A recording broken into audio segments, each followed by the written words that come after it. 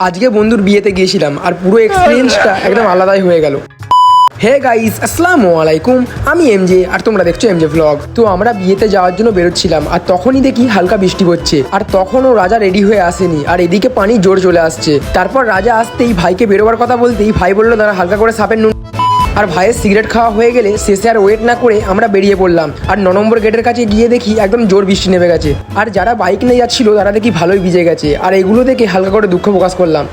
তারপর গেট খুলতেই সোজা বেরিয়ে পড়লাম আর পুরো রাস্তাটা হালকা ভোজপুরি গান আর সুন্দর রাস্তা দুটোকে ম্যাচ না করাতে পারায় চলে এলাম বিয়ে বাড়ি। আর এখানে এসে দেখি ভালোই তাড়াতাড়ি চলে এসেছি কারণ সবারই খাওয়া শেষ, আমরাই লাস্ট ব্যাচ। খেতে বসে মনে পড়লো পার্থিতা ম্যাডামের কথা, বলেছিল জিন্দিগিতে ফাঁস হতে পারবি নি।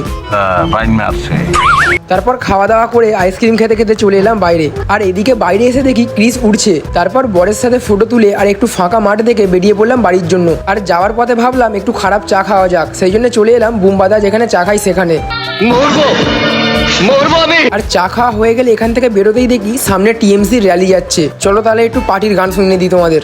তৃণমূলের নবজোয়ার, জিতবো আমি জিতবে তুমি, উন্নয়ন হবে সবার। তৃণমূলের নবজোয়ার, জিতবো আমি জিতবে তুমি, উন্নয়ন হবে সবার। চলো হালকা করে গান শুনে দিলাম। আর র্যালিতে কি তোমরাও ছিলে? থাকলে কমেন্ট করে জানাও। ভিডিও ভালো লাগলে লাইক করো, শেয়ার করো আর এমজে ব্লগকে ফলো আর সাবস্ক্রাইব করতে ভুলো না। চলো তাহলে টাটা, আল্লাহ হাফিজ।